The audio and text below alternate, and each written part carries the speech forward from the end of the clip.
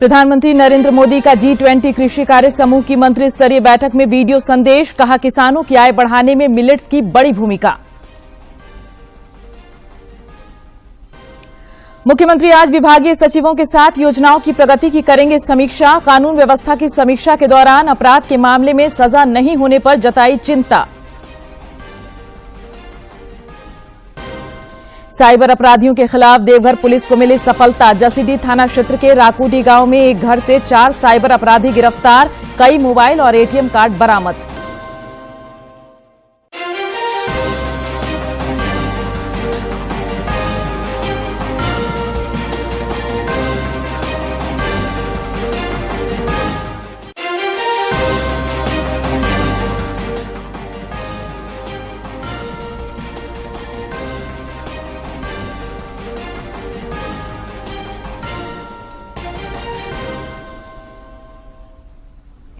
नमस्कार, खबरें झारखंड में आपका स्वागत है। मैं हूं प्रियंका और अब समाचार विस्तार से।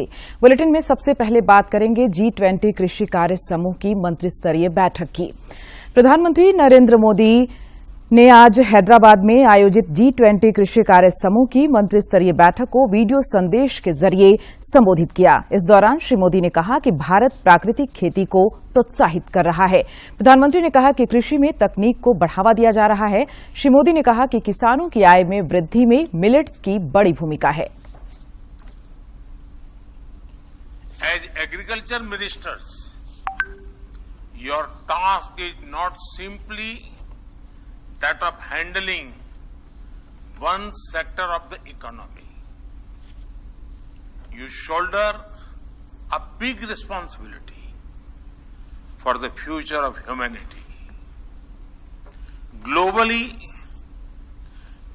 agriculture provides livelihood for over 2.5 billion people. In the global south, agriculture accounts for almost 30% of GDP and over 60% of jobs. And today, this sector faces several challenges. The supply chain disruption caused by the pandemic have been worsened by the impact of geopolitical tensions. Climate change is causing extreme weather events more and more frequently. These challenges are felt most by the global south. Friends, I want to share with you what India is doing in this most vital sector. Our policy is a fusion of back to basics and march to future. इससे पहले हैदराबाद में G20 की अध्यक्षता के अंतर्गत कृषि कार्य समूह की 3 दिवसीय बैठक कल से शुरू हुई। इस बैठक में सदस्य देशों, आमंत्रित देशों और अंतर्राष्ट्रीय संगठनों के 200 से अधिक प्रतिनिधि भाग ले रहे हैं। केंद्रीय कृषि मंत्री नरेंद्र सिंह तोमर ने कहा कि बैठक में प्राथमिकता वाले कृषि क्षेत्रों पर विचार विमर्श किया जा रहा है। श्री तोमर ने कल सभी देशों से कृषि क्षेत्र की चुनौतियों का समाधान तलाशने के लिए मिलकर काम करने का आग्रह किया। कृषि मंत्री ने कहा कि वैज्ञानिक, किसान और सरकारी नीतियों को फसल विविधता और जलवायु परिवर्तन से निपटने की रणनीति पर एक साथ मिलकर काम करना चाहिए।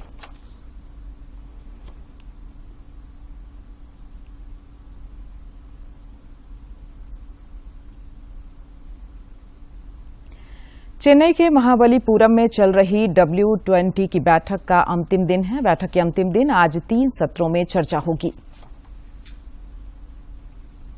ये 3 सत्र अदृश्य बाधाओं को दूर करना, व्यापार और निवेश के माध्यम से आर्थिक सशक्तिकरण, अर्थव्यवस्था के लिए सेवाओं और बुनियादी ढांचे में निवेश विषयों पर चर्चा होनी है। W20 शिखर सम्मेलन महिला सशक्तिकरण की क्षमता विषय पर आधारित सत्र के साथ संपन्न होगा। इसका उद्देश्य महिला सशक्तिकरण की शक्ति का प्रदर्शन और विश्व में समग्र सामाजिक और आर्थिक प्रगति में महिलाओं के योगदान को स्वीकारना है। इससे पहले कल केंद्रीय महिला एवं बाल विकास मंत्री स्मृति ईरानी ने बैठक को संबोधित किया। स्मृति ईरानी ने जेंडर डिजिटल डिवाइड पर चर्चा करते हुए कहा कि महिलाओं के प्रति बिना किसी भेदभाव के डिजिटल प्रोडक्ट्स बनाने चाहिए। I am also delighted that in the deliberations today, you have taken the liberty and were gracious enough to speak about the gender digital divide. Many speak about the gender digital divide only with relations to access to gender digital skills. What needs to be enhanced is conversation around gender bias coded technology and technological products. मुख्यमंत्री हेमंत सोरेन आज विभागीय सचिवों के साथ विभिन्न योजनाओं की प्रगति की समीक्षा करेंगे। इससे पहले श्री सोरेन ने कल कानून व्यवस्था की समीक्षा की। इस दौरान उन्होंने उग्रवाद, अपराध, अवैध खनन एवं मादक पदार्थों की तस्करी पर नियंत्रण सहित विधि व्यवस्था मजबूत बनाने का निर्देश दिया। श्री सोरेन ने कहा कि राज्य में उग्रवाद का लगभग सफाया हो चुका है, यह हमारी सबसे बड़ी जीत है। मुख्यमंत्री ने कहा कि राज्य में कानून और व्यवस्था बेहतर बनाए रखने के लिए असामाजिक तत्वों का डेटाबेस तैयार करें ताकि उन असामाजिक तत्वों के खिलाफ त्वरित कार्रवाई हो सके। मुख्यमंत्री ने कहा कि कानून व्यवस्था बनाए रखने के लिए जो भी संसाधन और जरूरतें होगी, सरकार उसे पूरा करेगी। मुख्यमंत्री ने अपराध के ज्यादातर मामलों में सजा नहीं होने पर चिंता जाहिर की। उन्होंने पुलिस अधिकारियों को अनुसंधान की गुणवत्ता बढ़ाने का निर्देश दिया।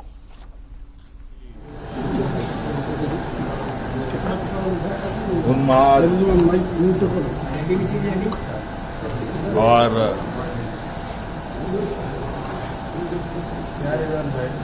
विधि व्यवस्था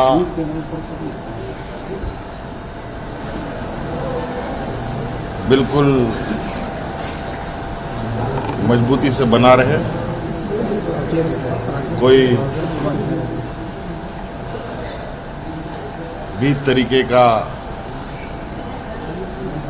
गलत काम बिल्कुल सरकार बर्दाश्त नहीं करेगी और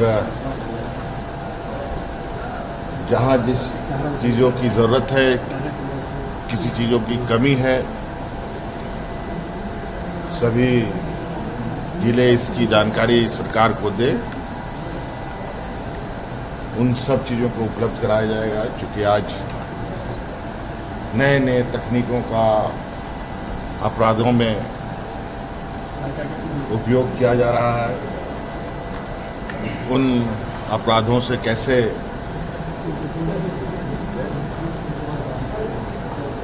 हम लड़ेंगे, उसको भी बेहतर करने की दिशा में काम शुरू की जाए। जनजातीय मामलों के केंद्रीय मंत्री अर्जुन मुंडा ने खूंटी में श्री भगवान महावीर विकलांग सहायता समिति के उपकेंद्र का उद्घाटन किया। इस अवसर पर उन्होंने कहा कि दिव्यांगों की मदद करने में एक संतुष्टि है। श्री मुंडा ने कहा कि सहायता समिति द्वारा जयपुर फूड के माध्यम से वैशाखी, सुनने की मशीन, व्हीलचेयर और ट्राई साइकिल निःशुल्क दी जाएगी। इस मौके पर पूर्व सांसद पद्मश्री कड़िया मुंडा समेत कई गणमान्य लोग मौजूद थे।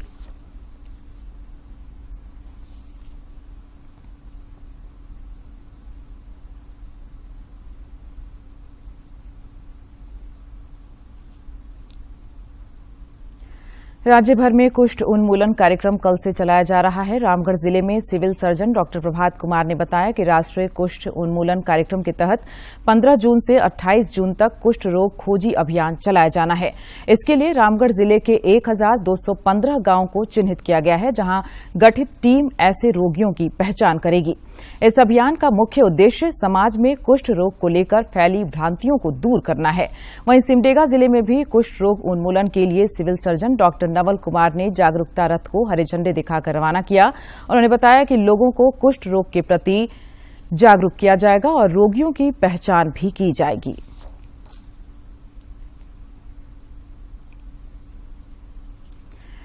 प्रधानमंत्री नरेंद्र मोदी इस महीने की 18 तारीख को मन की बात कार्यक्रम में देश विदेश के लोगों के साथ अपने विचार साझा करेंगे। यह इस कार्यक्रम की 102वीं श्रृंखला होगी। एक ट्वीट के जरिए प्रधानमंत्री ने इस कार्यक्रम के लिए देशवासियों के सुझाव मांगे हैं।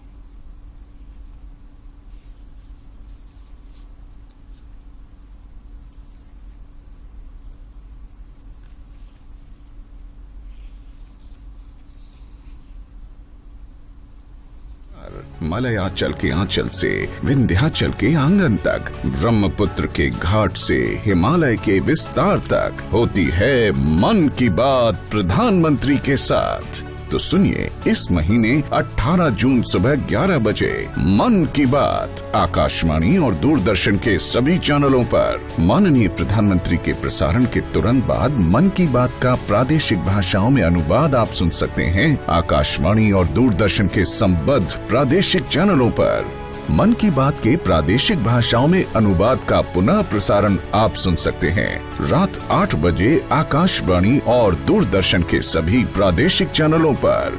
तो याद रखें, रविवार 18 जून सुबह 11 बजे मन की बात। देवघर जिले में साइबर पुलिस ने जसीडीह थाना क्षेत्र के राकुडी गांव के एक घर में छापेमारी कर 4 साइबर अपराधियों को गिरफ्तार किया है। गिरफ्तार अपराधियों के पास से 8 मोबाइल, 11 फर्जी सिम कार्ड, 1 एटीएम कार्ड और 1 पासबुक जब्त किया गया है। यह जानकारी साइबर थाना प्रभारी कृष्णानंद सिंह ने दी है। वहीं जामताड़ा साइबर पुलिस को कल नावाडीह गांव में 2 साइबर अपराधियों को गिरफ्तार करने में सफलता मिली। अवर निरीक्षक संजय कुमार ने बताया कि गिरफ्तार अपराधियों के पास से 1,78,000 रुपए नकद सहित 7 मोबाइल और 10 सिम कार्ड बरामद किए गए हैं। गिरफ्तार साइबर अपराधियों को जामताड़ा जेल भेज दिया गया है। और अब एक प्रेरणादायक खबर। कहते हैं जहां चाह वहां राह है। यह सिद्ध कर दिखाया है लगभग 75 वर्षीय जयश्री चक्रवर्ती ने। उनकी इच्छा है कि अब वह योग प्रधानमंत्री नरेंद्र मोदी के सामने भी करके दिखाएं।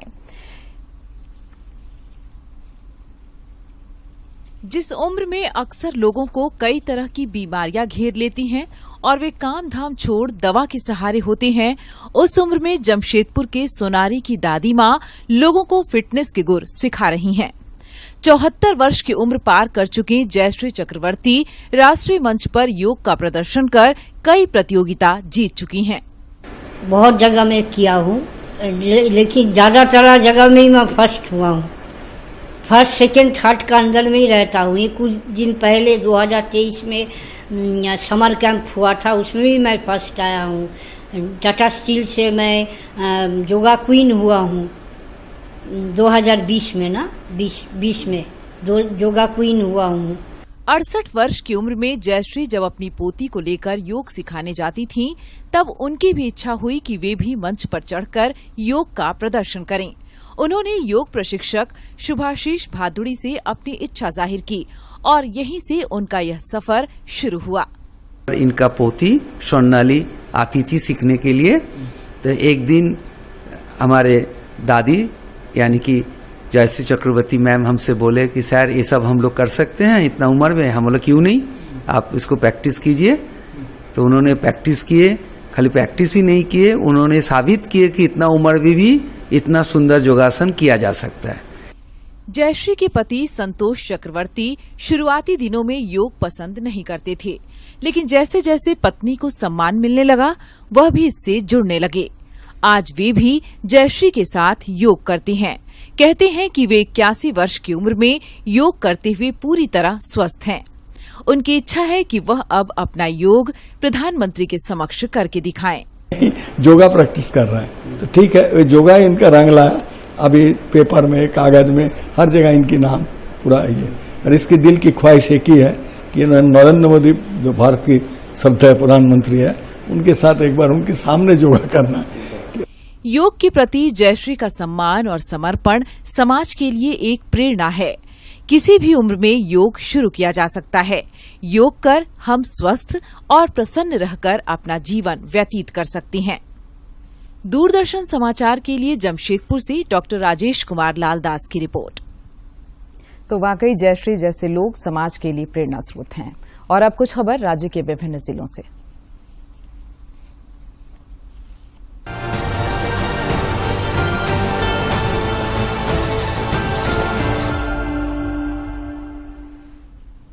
Indian chamber of commerce Jharkhand state council के अध्यक्ष डॉक्टर अमृतांशु प्रसाद ने राज्यपाल सीपी राधाकृष्णन से शिष्टाचार मुलाकात की। इस दौरान उन्होंने राज्यपाल को इंडियन चैम्बर द्वारा किए जा रहे कार्यों से अवगत कराया। महाजनसंपर्क अभियान के तहत अपने सांगठनिक प्रवास पर झारखंड पहुंचे उत्तर प्रदेश के पूर्व मंत्री सिद्धार्थनाथ सिंह ने विशिष्ट जनों से संपर्क कार्यक्रम में रांची में लोक गायक पद्मश्री मुकुंद नायक के आवास पर उनसे मुलाकात की। इस दौरान उन्होंने मुकुंद नायक को 9 साल की उपलब्धियों की एक पुस्तिका भी भेंट की। देवघर के उपायुक्त सह जिला दंडाधिकारी मंजूनाथ भजंत्री के निर्देश पर बाबा मंदिर प्रांगण स्थित सभी 19 दान पात्रों को कड़ी सुरक्षा के बीच मंदिर प्रशासन की देखरेख में खोला गया। मंदिर प्रबंधन के कर्मियों के जरिए हुई गिनती में दान पात्र से कुल आय 18,59,514 रूपये के अलावा नेपाली रूपये 1966 और 12 अमेरिकन डॉलर दान स्वरूप प्राप्त होने की जानकारी सामने आई है। रांची जिले के जगन्नाथपुर थाना क्षेत्र से पुलिस ने हटिया और सिंह मोड़ के समीप छापेमारी कर गांजा के साथ एक महिला सहित 2 आरोपियों को गिरफ्तार किया है। गिरफ्तार आरोपियों के पास से 2 किलोग्राम गांजा और 10,500 रूपये जब्त किया गया है। दुमका जिले के सदर प्रखंड के लहडंगी गांव में विषाक्त भोजन खाने से एक ही परिवार के 6 सदस्य बेहोश हो गए। प्राथमिक उपचार के बाद होश में आने पर सभी को फूलो झानो मेडिकल कॉलेज अस्पताल में भर्ती कराया गया है। सभी की स्थिति खतरे से बाहर है। रांची अपर न्यायायुक्त एम.के. वर्मा की अदालत ने हत्या के दोषी चरकू मुंडा को उम्र कैद की सजा सुनाई है। साथ ही अदालत ने 25,000 का जुर्माना भी लगाया है। चरकू मुंडा पर टाटी सिलवे के पुराना चतरा गांव निवासी शिवनारायण महली की टांगी और धारदार हथियार से मारकर हत्या करने का आरोप है। लोहरदगा की उप विकास आयुक्त समीरा एस की अध्यक्षता में कुष्ठ रोग खोज अभियान को लेकर एक आवश्यक बैठक हुई। बैठक में उप विकास आयुक्त ने सभी सदस्यों से अभियान को सफल बनाने की अपील की। उन्होंने कहा कि प्रखंड और जिला स्तर पर लगातार इस अभियान की मॉनिटरिंग होनी चाहिए। रांची जिले के सुखदेवनगर थाना क्षेत्र के अलकापुरी शिव मंदिर के समीप एक महिला ने फांसी के फंदे से लटककर खुदकुशी कर ली। घटना की सूचना मिलते ही पुलिस मौके पर पहुंची और शव को पोस्टमार्टम के लिए रिम्स भेज दिया। बोकारो जिले के हरला थाना क्षेत्र में दामोदर नदी के किनारे अवैध देसी शराब भट्टी को उत्पाद विभाग ने अभियान चलाकर ध्वस्त कर दिया। इस दौरान 230 लीटर देसी शराब और करीब 100 क्विंटल जावा महुआ जब्त किया गया। राष्ट्रीय तंबाकू नियंत्रण कार्यक्रम के तहत 2 दिवसीय राज्य स्तरीय प्रशिक्षण कार्यशाला का आयोजन नामकुम स्थित आईपीएच सभागार में किया गया। इस दौरान राष्ट्रीय स्वास्थ्य मिशन के अभियान निदेशक डॉक्टर भुवनेश प्रताप सिंह ने युवाओं को तंबाकू सेवन के दुष्परिणामों से बचाने के लिए विशेष अभियान चलाने का निर्देश दिया।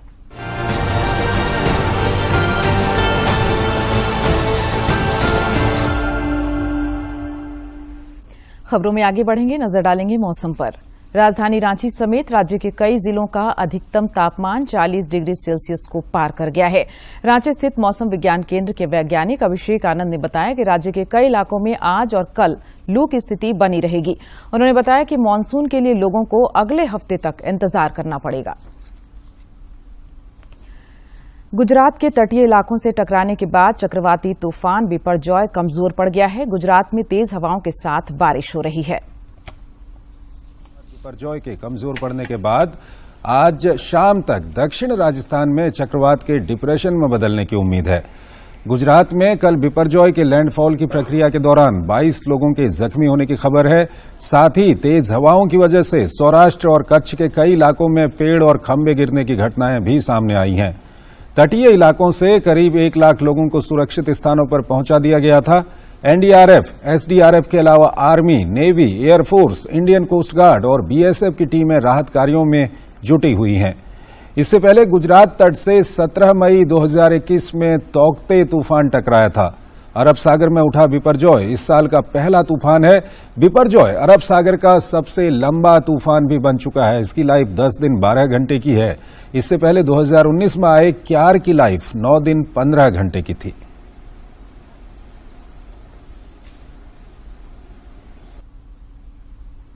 और अब देखते हैं कारोबार जगत की खबरें।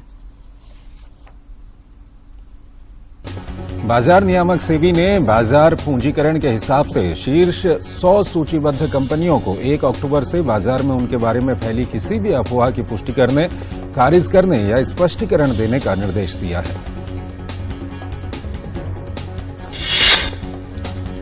भारतीय खाद्य निगम को 28 जून से खुली बाजार बिक्री योजना के अंतर्गत शुरू हो रही ई नीलामी में 3 से 5 लाख टन गेहूं छोटे निजी खरीदारों को बेचने की उम्मीद है। माल एवं सेवा कर से संबंधित मामलों के शीर्ष निकाय जीएसटी परिषद की 50वीं बैठक 11 जुलाई को होगी। वित्त मंत्री निर्मला सीतारमण की अध्यक्षता में 11 जुलाई को ये बैठक नई दिल्ली में आयोजित होगी।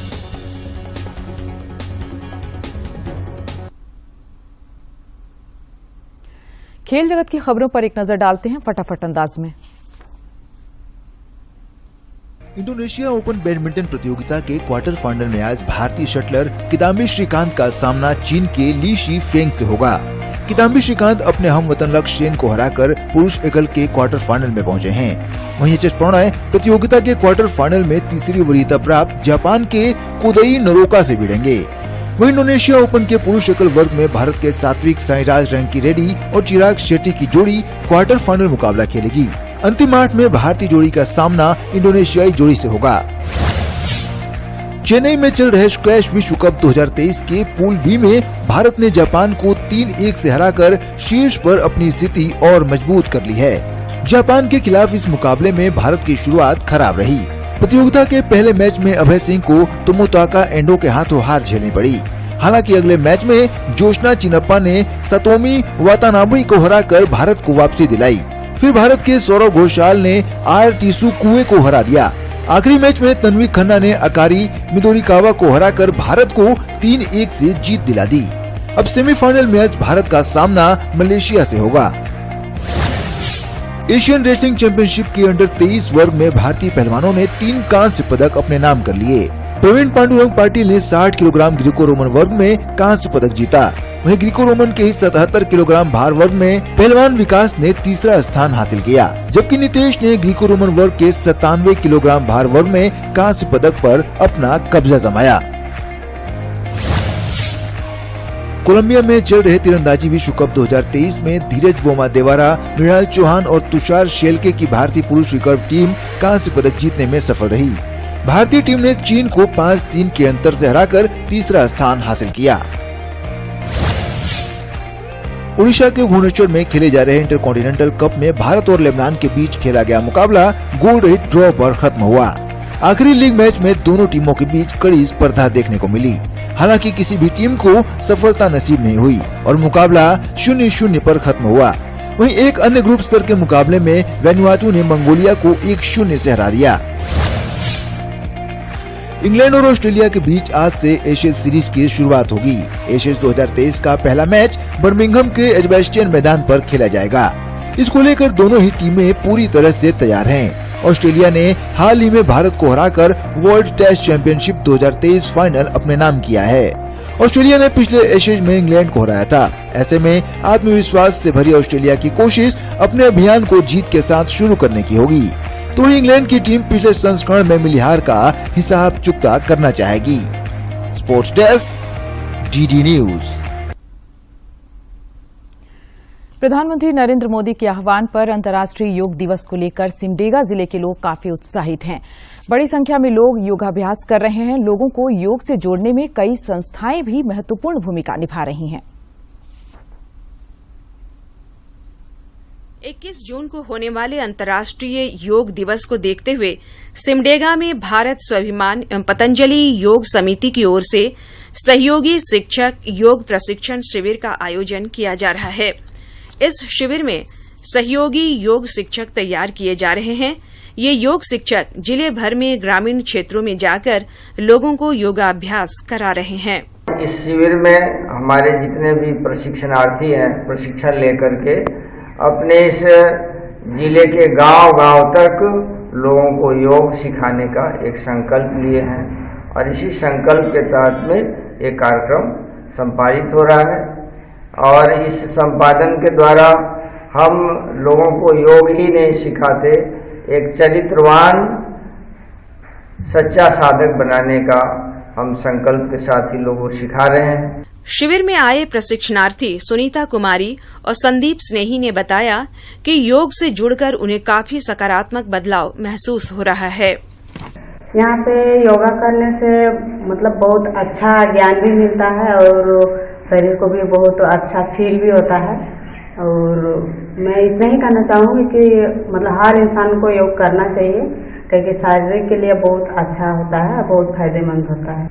योग करके मेरा शरीर में, मेरा मन में बदलाव सा लग रहा है, बहुत ही अच्छा अनुभव कर रहा हूँ अपने आप में। शिविर में प्रशिक्षण दे रही आरती कुमारी ने बताया कि वे 4 वर्षों से योग से जुड़ी हुई हैं। लगातार योग अभ्यास करने से कई शारीरिक समस्याएं दूर हुई हैं। मैं जब से योग कर रही हूँ तब से मेरे शरीर में बहुत बदलाव हुआ है। मैं अपने आप में बहुत स्फूर्ति महसूस करती हूँ और मैं प्रशिक्षण लेकर मैं अभी जोग बहार में योग सिखा रही हूँ सभी जोग बहार वासियों को, और अभी भी मैं योग कर ही रही हूँ। योग भारतीय परंपरा की एक पौराणिक विधा है। प्रधानमंत्री नरेंद्र मोदी के आह्वान पर विलुप्त होते इस विधा को लोग फिर से अपनाना शुरू कर दिए हैं। केवल भारतीय युवा ही नहीं बल्कि विदेशों में भी लोग इसे अपना रहे हैं। इससे भविष्य में एक स्वस्थ समाज के निर्माण की कल्पना की जा सकती है। सिमडेगा से मनोज कुमार सिन्हा की रिपोर्ट। भगवान जगन्नाथ की रथ यात्रा को लेकर रांची में तैयारियां जोर शोर से चल रही हैं। जगन्नाथपुर रथ मेला 20 जून से शुरू होगा, जबकि मेले का समापन यानी घुरती रथ मेला 29 जून को संपन्न होगा। देखिए कैसी है तैयारी।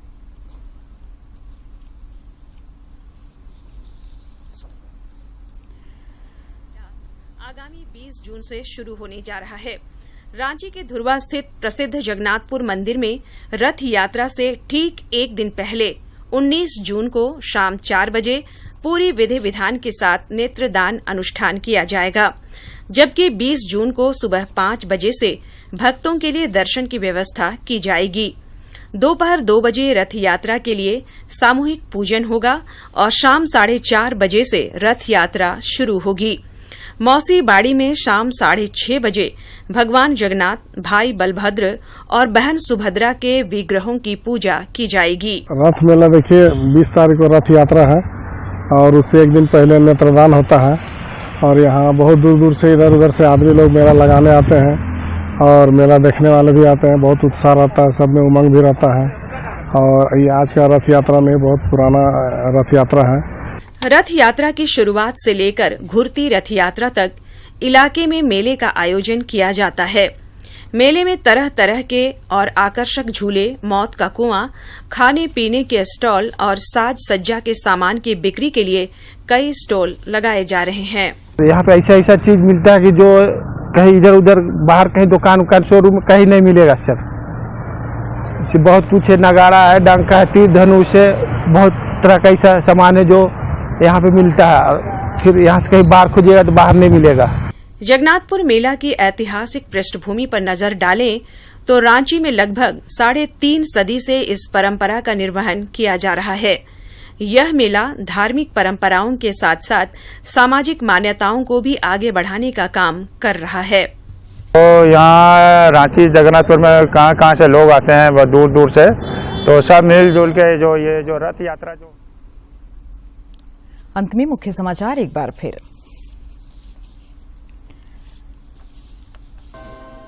प्रधानमंत्री नरेंद्र मोदी का G20 कृषि कार्य समूह की मंत्री स्तरीय बैठक में वीडियो संदेश, कहा किसानों की आय बढ़ाने में मिलेट्स की बड़ी भूमिका। मुख्यमंत्री आज विभागीय सचिवों के साथ योजनाओं की प्रगति की करेंगे समीक्षा। कानून व्यवस्था की समीक्षा के दौरान अपराध के मामले में सजा नहीं होने पर जताई चिंता।